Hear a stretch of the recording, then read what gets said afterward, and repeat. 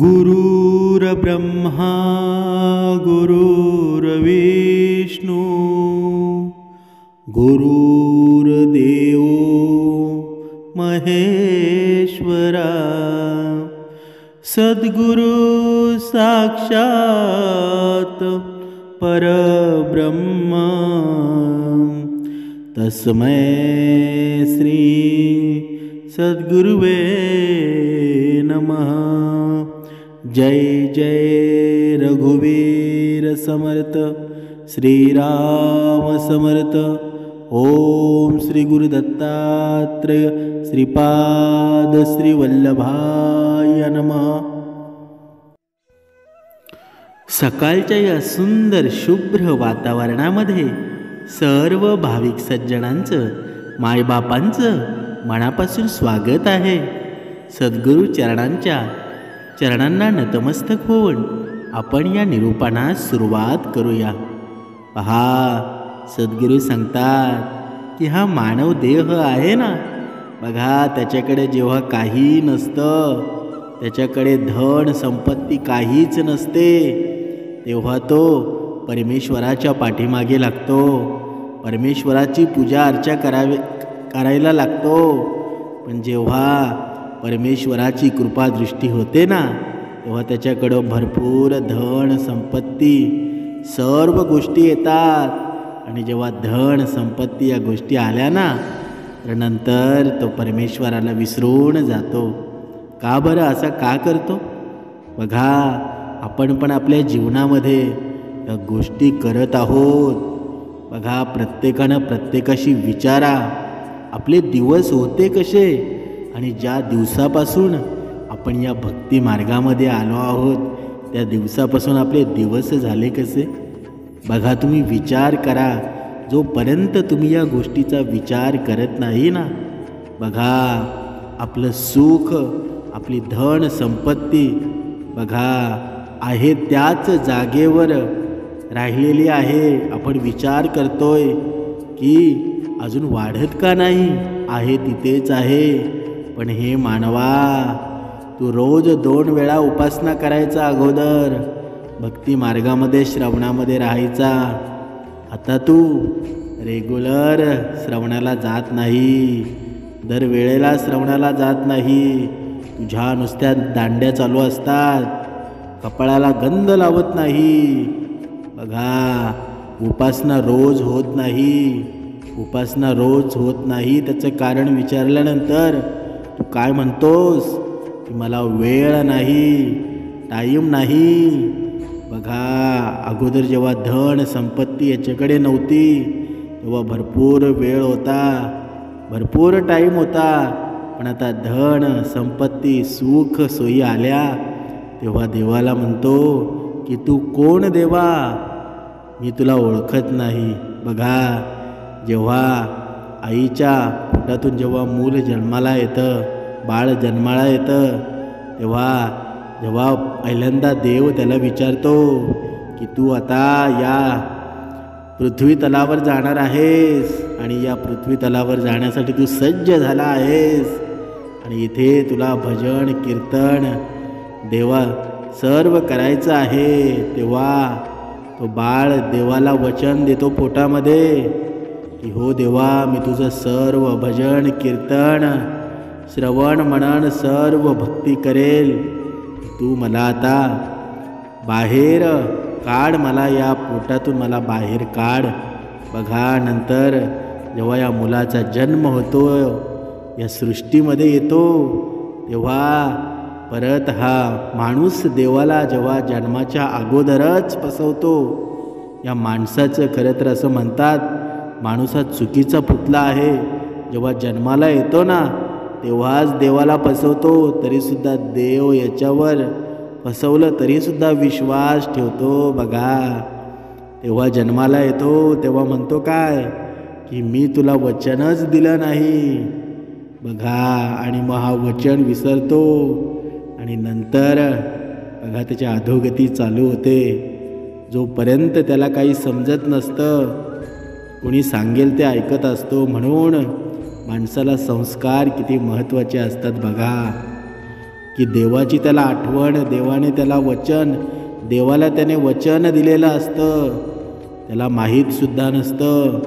पण त्या वचनाची आठवण देण्यासाठी प्रत्येक बालकावर अथवा प्रत्येक मानवावर संस्कार झालेच पाहिजेत. ज्या माणसावर संस्कार होत नाहीत ना, तेच या जगामध्ये, या संसारामध्ये पूर्ण दुःख निर्माण करत असतात. म्हणून समर्थ सांगतात की बळ आल्यावर प्रत्येक पाखरानं आभाळात जरूर उडावं, पण ज्या घरट्यानं आपल्याला ऊब दिली ना, ते घरटं कधीच विसरू नका. म्हणजेच काय? म्हणजे जेव्हा तुमच्या पायामध्ये बळ नव्हतं, तेव्हा त्या घरट्यानं तुम्हाला आधार बनवून सांभाळलं. त्या जमिनीनं, त्या मातृभूमीनं तुम्हाला आधार बनवून सांभाळलं. तिच्यावर किती ओझं टाकून तुमचं जीवन तुम्ही जगत होता. पण जेव्हा तुमच्यामध्ये तुमची चालायची हिंमत झाली, तुमच्या पंखामध्ये बळ आलं, तर तुम्ही त्या घरट्याला विसरून गेले. म्हणून बघा, कितीही धन संपत्ती आली, कितीही सुख आलं, तरीही दुःखात आणि सुखामध्ये दोन्हीकडे परमेश्वराचं नाव मात्र घ्यायला हवं. बघा, जो सुखामध्ये परमेश्वराचं नाव घेत नाही ना, त्याची अधोगती होणारच म्हणजे होणारच. कारण दुःख आल्यानंतरच हा मानव, या माणसाचा एक स्वभाव आहे. दुःख आलं ना, तर देव देव करतो की देवा मला वाचव, या संकटातून मला बाहेर काढ. पण जेव्हा सुखामध्ये जातो ना, तर सुखामध्ये कधीच देवाचा विचारसुद्धा तो मनामध्ये आणत नाही. एवढा कसा रे क्रूर झाला आहेस तू, ज्या देवानं तुला सर्व दिलं, एक हाताने तुझा एक पूर्ण हात भरवून तुला दिलं होतं, आणि त्याच परमेश्वराला तू विसरलास. मग तुला परत परमेश्वर कसा देईल? तुझ्या अधोगतीच होणार ना. म्हणून प्रत्येकाने देवाची भक्ती केलीच पाहिजे. बघा, इथे समर्थ सांगतात की संगतसुद्धा मानवाला खूप मोठी महत्त्वाची गोष्ट आहे. या एका संगतीमुळं माणूस बघा कधीकधी दुःखी होतो, कधीकधी सुखी होतो. बघा, महाभारतातला हा प्रसंग आहे, जेव्हा बघा श्रीकृष्ण स्वारी, जगाचा पालनहर्ता, या सृष्टीचा पालनहर्ता, त्या श्रीकृष्ण स्वारीच्या सोबत अर्जुनासारखा धनुर्धर होता, आणि दुसरीकडे बघा कर्ण होता, आणि कर्णाच्या सोबत दुर्योधन होता. कौरव होते, आणि इकडे अर्जुनासोबत या सृष्टीचा पालनहर्ता होता. बघा फरक काय होता. तसं पाहायला गेलं तर अर्जुनापेक्षा कर्ण सगळ्या गोष्टीमध्ये पारंगत होता आणि श्रेष्ठसुद्धा होता. पण संगत कुणाची होती? बघा, अधर्माची संगत होती. कौरव हे अधर्म करत असत, धर्माच्या बाजूने ते कधीच राहिले नाही.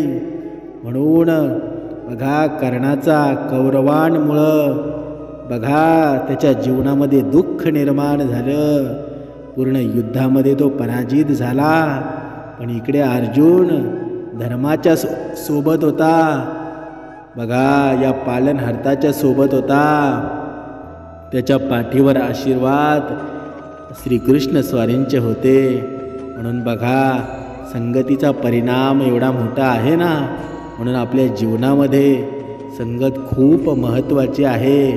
संगत महत्त्वाची का बरं? कारण बघा, आपल्या जीवनात श्रीमंतच मित्र असावा असं नाही, किंवा श्रीमंतच मैत्रीण असावं नाही. पण जे सुसंस्कार झालेले असतात ना, ते लगेच कळले जातात. बघा, आपण आपल्या जीवनामध्ये मित्रमैत्रिणी कसे जोडतो की आपल्या मनाला समाधान वाटेल, आपल्याला कोणीतरी सपोर्ट करेल, असं आपण मित्र किंवा मैत्रीण जोडत असतो. पण हे सज्जन मानवा, तू असं करायला नाही पाहिजे. की तुझे मित्र मैत्रिणी आहेत ना, ते भक्तीच्या मार्गावर तोळ.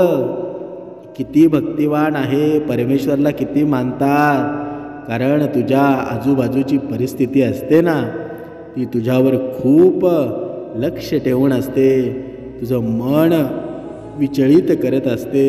म्हणून तुझ्या आजूबाजूची परिस्थिती, मित्र परिवार कसे असावे ते तू ठरव. कारण तू कितीही मनामध्ये चांगलं वागण्याचा प्रयत्न केलास तरी तुझा मित्र परिवार तुझं मन विचलित करत असतात. म्हणून आपलं कुठे गेल्यावर आपलं मन शांत होईल ते तू ठरव. कारण संतांच्या सानिध्यात तू राहिलास ना, तर तुझ्या अधोगती कधीच होणार नाही. तुझ्या जीवनाचं धन्यच होईल तुझं जीवन. तुझ्या जीवनामध्ये कसलीही चिंता राहणार नाही, दुःख राहणार नाही. म्हणून हरिभजनाचा संग कर. कारण जिथे हरिभजनाचा संग असतो ना, तिथे उभा पांडुरंग असतो. हा पांडुरंग आहे ना, तुझ्या मनामध्ये तू निर्माण त्याचं चिंतन केलंस ना, तुझ्या डोळ्यासमोर लगेच उभा राहील. बघा, समर्थ सांगतात, या संगतीचा परिणाम एवढा भयंकर असतो ना, की माणसाचं आयुष्य लयास निघून जातं. पूर्ण त्याच्या जीवनामध्ये बघा सुख समृद्धी असते. ती सुख समृद्धी एका संगतीनं लयास होऊन जाते. बघा, एकदा बाजारामध्ये पोपट विकणारा आला होता आणि त्याच्याजवळ 2 पिंजरे होते. दोन्ही पिंजऱ्यामध्ये एक पोपट होता. त्यातील एका पोपटाची किंमत 500 रुपये आणि दुसऱ्या पोपटाची किंमत होती 5 पैसे. बघा, तो सांगत होता, जो कोणी 5 पैशाचा पोपट घेण्यास तयार असेल ना, तर घेऊन जा. परंतु 500 रुपयांचा पोपट खरेदी करणाऱ्याला दुसरा पोपटसुद्धा घ्यावा लागेल. म्हणजेच काय? म्हणजेच बघा, तर तो 500 रुपयाचा जर पोपट घेतला ना, तर त्याच्या सहित हा सुद्धा पोपट घ्यावा लागेल. बघा, तेथील राजा टेहाळणीसाठी बाजारात आला होता आणि पोपटवाल्याचा आवाज ऐकून त्याने हत्ती थांबवला आणि विचारलं, यांच्या किमतीत एवढा फरक का बरं? बघा, तो पोपटवाला म्हणाला, तुम्ही घेतल्यानंतर आपोआपच समजेल. राजाने पोपट विकत घेतले.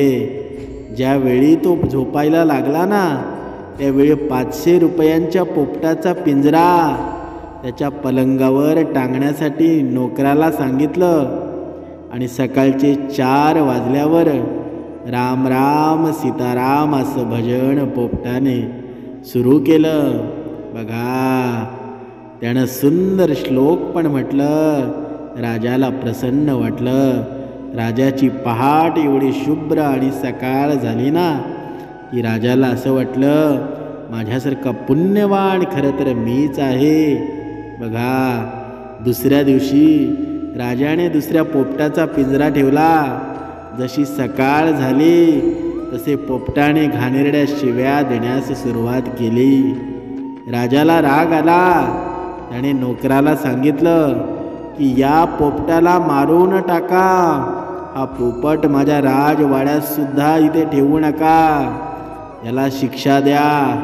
बघा, पहिला पोपट राजाजवळ होता. त्याने नमतेपूर्वक राजाला सांगितलं की त्याला मारू नका. राजेसाहेब, त्याला मारू नका. तो माझा भाऊ आहे. आम्ही दोघेजण जाळीत फसलो आणि पकडलो गेलो. मला एका संताने नेलं. त्याच्याकडे मी भजन शिकलो. याला एका ठिकाणी नेलं. त्या ठिकाणी तो शिव्या शिकला. त्याचा काही दोष नाही. हा तर वाईट संगतीचा परिणाम आहे. राजाने त्याला मारले नाही, तर उडवून बाहेर सोडून दिलं. बघा, तर या पूर्ण कथेचा तात्पर्य काय? तर बघा, या कथेमधून बरंच काही शिकायला मिळतं. ही कथा आपल्याला बरंच काही शिकवून जाते. आपली संगत वाईट असेल ना, तर आपल्या भविष्य देखील वाईटच होतं. आणि जर आपली संगत चांगली असेल ना तर आपलं भविष्यसुद्धा चांगलंच होतं. म्हणून नेहमी चांगल्या लोकांची संगत धरावी. बघा, कधी कधी हा मानव म्हणतो की मी चांगला आहे. मग मी चांगला असेल तर माझ्या सभोवताली कितीही घाण असेल तरी मी वाईट होणार नाही. बघा, पण हे मानवा, हे कलियुग आहे, हे सतयुग नाही. या कलियुगामध्ये अशा अहंकारी राक्षस आहेत ना, लोभकारी राक्षस आहेत ना, तुझं कधी मन वळवून तुला तिकडे घेऊन जातील ना, तुला स्वतःला सुद्धा कळणार नाही. म्हणून आपल्या जवळ शत्रू कधी बनवू नको. आपल्या जवळचं वातावरण कधी आनंदी ठेव, सुखकारी ठेव, तरच तुझ्या जीवनामध्ये दुःख येणार नाही.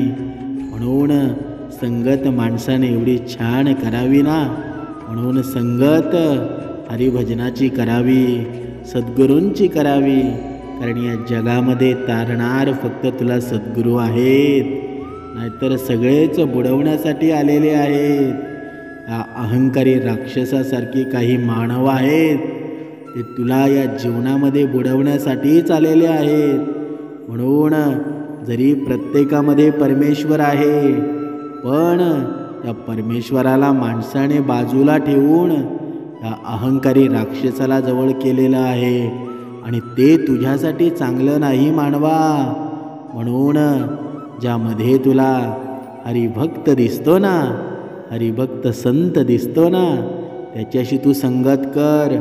ही संगत तुला अधोगतीपासून दूर करेल, सुख समाधानी करेल. म्हणून समर्थ सांगतात, ज्याचे जसे चरित्र असते ना तसे त्याचे मित्र असतात. शुद्धता तर विचारामध्ये असते. माणूस कुठे पवित्र असतो? फुलात सुद्धा किडे असतात.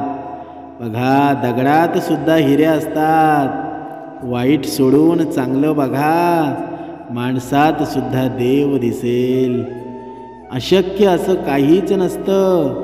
मनात आले तर चाळणीतून पाणी सुद्धा निघू शकतो. पण त्या पाण्याचा बर्फ होईपर्यंत या मानवाने संयम राखायला हवा. हा मानव संयम राखतो का? याला खूप घाई असते. प्रत्येक कर्म करतावेळी याला लवकर सगळ्याचं उत्तर हवं असतं. क्षणात त्याला परिणाम हवा असतो. आणि मग हा फसला जातो आणि अधोगतीकडे वाटचाल करतो. म्हणून संयम ठेव. संयमाचं फळ कधीही चांगलं असतं. बघा, पुढे समर्थ सांगतात, संकटाचा काळ असतो ना, तो कधीच मुक्कामाला राहत नसतो. योग्य वेळ आल्यावर बघा, आंबट कैरी असते, आंब्याची आंबट कैरी असते ना, ती सुद्धा गोड आंब्यामध्ये परिवर्तित होते. म्हणून संयम ठेव. तुझ्या जीवनाचं सोनंच होणार आहे. तुझी अधोगती कधीच होणार नाही. तुझ्या जीवनामध्ये सुखच येणार आहे. पण हा मानव संयम ठेवतो का? आपण जोपर्यंत विचार करत नाही ना, तोपर्यंत या मार्गातून आपल्या अडथळे कधीच बंद होणार नाहीत. म्हणजेच काय? म्हणजेच बघा, ज्याप्रमाणे हा ह्या कलियुगातला मानव आहे, भक्ती करून भक्ती करतो, रोज भक्ती करतो, पण या कलियुगात या संसारामध्ये जीवन जगण्याचं विसरून जातो. माणसामध्ये माणूस बघत नाही. बघा, नुसतं भक्ती करून जमणार नाही. बघा, आजचा हा मानव आहे. काही माणसं असतात की बघा, फक्त भक्ती करतात, बाकीचं सर्व कर्म विसरून जातात.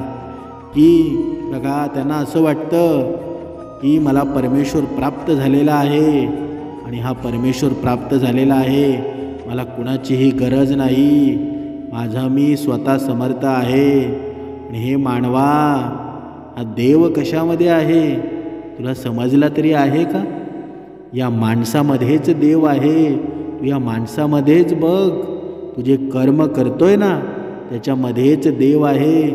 तुम्ही कितीही भक्ती केली आणि तुम्ही या संसारामध्ये माणसाने माणसाशीच चांगलं वागलं नाही, त्याच्याशीच दुःख निर्माण करण्याचा प्रयत्न केला, तर त्या भक्तीचा उपयोग तरी काय? बघा, आपल्याला भक्ती कशी करायची आहे. समर्थ सांगतात की आपल्याकडून कोणाला दुःख होऊ नये, त्याच्यामध्येच भक्ती होते. बघा, शाळेतल्या मुलांना दान, वह्या पुस्तकं दान करणं हा आपला धर्म सांगतो की बघा, भुकेलेल्याला अन्न दे, तहानलेल्याला पाणी दे. हीच तर भक्ती आहे. बाकी भक्ती दुसरी व्याख्या तरी काय आहे? बाकी दुसरी कोणतीही व्याख्या नाही. या आयुष्यामध्ये हे जीवन जगत असताना तू खरं बोल, ते खरं बोलण्यामध्येच भक्ती आहे. बाकी तू कर्मकांडांमध्ये अडकू नकोस. बाकी तू कसलाही विचार करू नकोस. जर तुला या भक्तीमध्ये सुख आणि समाधान हवं असेल ना, तू या एका हाताने दुसऱ्याला जे देशील ना, तेच तुला दुसऱ्या हाताने तुला मिळणार आहे. म्हणून तू कर्मकांडांच्या मागे अजिबात लागू नको. कोण किती जोराची भक्ती करतो त्याच्या मागे तू अजिबात लागू नको. फक्त तू आयुष्यामध्ये एक लक्षात ठेव, तुझ्या हृदयामध्ये समर्थ तर आहेतच, श्रीकृष्ण स्वारी तर वसलेले आहेतच, पण त्यासोबत या जगामध्ये, या संसारामध्ये आपण ही माणसं आहेत. माणुसकीने वागलं, आपण काहीतरी कुणाचं तरी देणं लागतो, या संसाराचं देणं लागतो. या संसारामध्ये आपण जगायचं असेल ना, तर माणसाशिवाय जगणं शक्य नाही. आपल्या आजूबाजूला तुला विचारणारच कोणी नसेल तर तू कसं जीवन जगणार? या भक्तीमध्ये तरी तुला गोडी लागेल का? नाही. म्हणून अगोदर तू माणसं कमवायला शिक. नाहीतर असं व्हायचं, जेव्हा तुझा मृत्यू व्हायचा आणि तुझं ते पार्थिव न्यायला कोणीच नसायचं, मग त्या भक्तीचं तू केलंच तरी काय? कधी विचार केला आहे का तुम्ही? बघा, म्हणून माणसं कमवायला शिका. या जीवनामध्ये हीच भक्ती आहे. आपण आपल्या मृत्यूनंतरसुद्धा या माणसांनी म्हणावं की खरंच हा माणूस होता, खूप पुण्यवान, खूप परोपकारी, असं आपल्याला कोणीतरी म्हटलं पाहिजे. तरच तर आपण स्वर्गाकडे पोचू. नाहीतर आपला कर्माचा हा पूर्ण लेखाजोखा हा कुठे जाणार आहे? तो नरकातच जाईल. तिथे माणूस असताना माणसामध्ये तुला किंमत नसते. म्हणून या कलियुगामध्ये तर तुझ्या जीवनामध्ये सुख निर्माण करायचं असेल तर दुसऱ्याच्या चेहऱ्यावर दुःख आणू नकोस. भले तू एक वेळेला भक्ती करू नकोस, पण समोरच्याच्या चेहऱ्यावर आनंदीच तू ठेवला ना, तर तुझ्या जीवनामध्ये आनंद निर्माण होईल. समर्थ पुढे सांगतात की या भक्तीचा अवडंबर तू करू नकोस.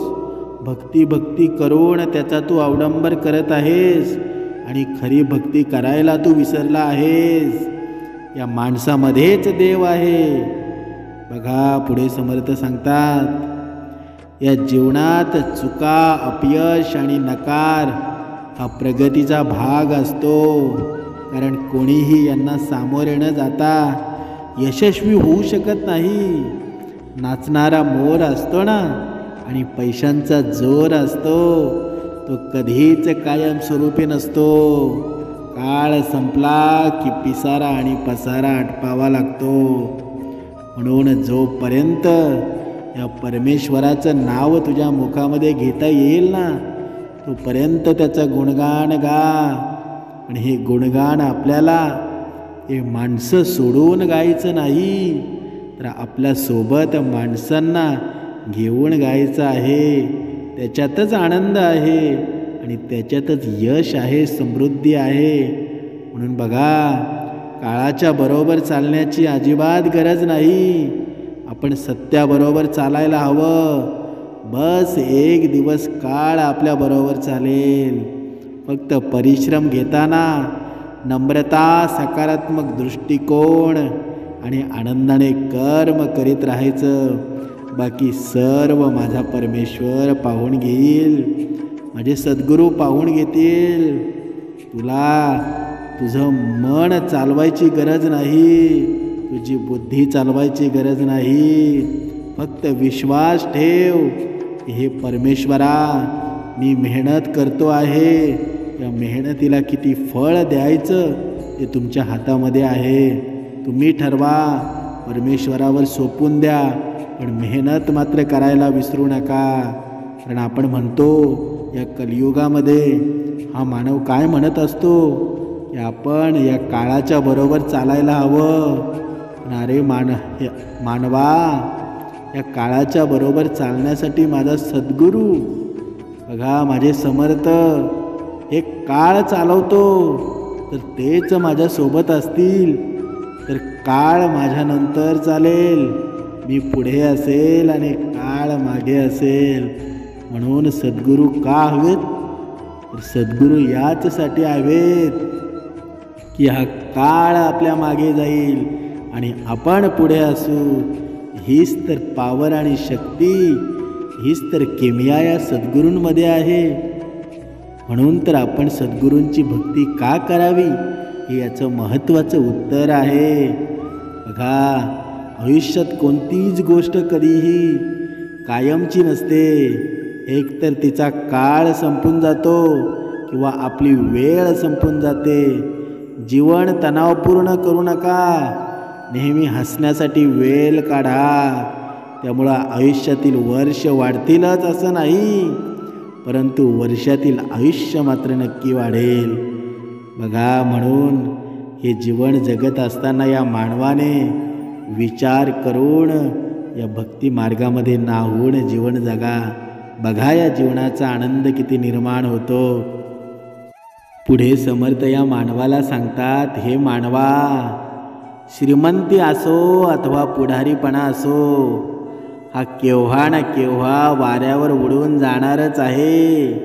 बघा, समर्थ काय सांगतात या मानवाला, हे मानवा, तुझ्याकडे श्रीमंती आहे ना, अथवा तुझा पुढारीपणा आहे, हा कधी ना कधी वाऱ्यावर उडूनच जाणार आहे.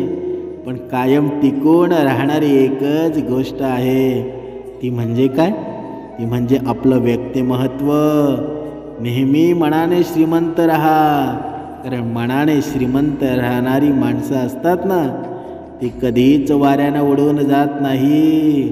त्यांचं आत्मपरिवर्तन, त्यांची आत्मीय शक्ती ती एवढी प्रौढ झालेली असते ना की ती कधीच संपुष्टात येत नाही. म्हणून जे तुला आयुष्यभर पुरणारं आहे ना, त्याकडे तू लक्ष दे. म्हणून बघा, दुःख विसरायचं असेल ना तर स्वतः हसायला शिकावं, आणि आनंद हवा असेल ना तर इतरांना हसायला शिकावं. म्हणून आपल्याकडून दुसऱ्याच्या जीवनामध्ये आनंद कसा निर्माण होईल याचा तू विचार कर. तुझ्या आनंदाचा विचार माझा परमेश्वर करेल. तुझ्या आयुष्यामध्ये आनंद निर्माण कसं करायचं ते परमेश्वरावर सोडून दे. पण तू इतरांच्या मनावर राज्य जेव्हा करशील ना, तेव्हा खऱ्या आनंदाची विभूती तुला निर्माण होणार आहे. या जगामध्ये खरं सामर्थ्य काय आहे ते तुला समजणार आहे. म्हणून समर्थ सांगतात, कर्मावर आणि प्रामाणिकपणावर निसंकोच विश्वास ठेव. योग्य वेळ आली की तो इतके देणार ना की तुला मागायला काही उरणार नाही. मग तुझ्या जीवनामध्ये असा आनंद निर्माण होईल की तू देवाला म्हणशील, परमेश्वराला म्हणशील, हे परमेश्वरा, आता मला काहीच नको, हे एवढं दिलं ना, ते माझ्या आयुष्यात सुद्धा एवढं नव्हतं, मला प्रमाणापेक्षा तू जास्तच देऊन गेलास. पण एवढी आपण श्रद्धा ठेवतो का? जो श्रद्धा आणि विश्वास ठेवतो ना, त्याच्या जीवनात हे कार्य निर्माण होतं, ही समृद्धी निर्माण होते. म्हणून एवढा विश्वास आपण सद्गुरूंवर ठेवायला हवा. बघा, संघर्ष हे निसर्गाचं आमंत्रण आहे, म्हणजेच नेहमी संघर्ष करायलाच हवा. संघर्ष हे निसर्गाचं आमंत्रण आहे. जो स्वीकारतो ना तोच पुढे जातो. शांतता हे प्रत्येक प्रश्नाला दिलेलं सुंदर उत्तर आहे. म्हणजेच संयम हे परिस्थितीला दिलेलं प्रत्युत्तर असतं. म्हणजेच काय, आपल्या जीवनामध्ये शांतता आणि संयम या दोन गोष्टी जर असतील ना, तर तुम्हाला या आयुष्यामध्ये, या संसारामध्ये कुणीही हरवू शकणार नाही. जिथे शांतता असते ना, बघा, तुडुंब भरून वाहणारी नदी कधीच आवाज करत नाही, पण रिकामी असलेली नदी खळखळ आवाज करत राहते. म्हणून शांतता जिथे असते ना, तिथे धन आणि संपत्ती अमाप अफाट असते. म्हणून संयम बाळगला पाहिजे. जीवनात जर संयम असेल ना, तर परिस्थितीला दिलेलं हे प्रत्युत्तर आहे, हे कधीही या सज्जन भक्ताने लक्षात ठेवायला हवं. बघा, म्हणून विश्वास आणि आशीर्वाद कधीच दिसत नाहीत, परंतु त्या गोष्टी जर असतील तर अशक्य गोष्टीसुद्धा शक्य होतात. त्यामुळे विश्वास आणि आशीर्वाद मिळवत राहा.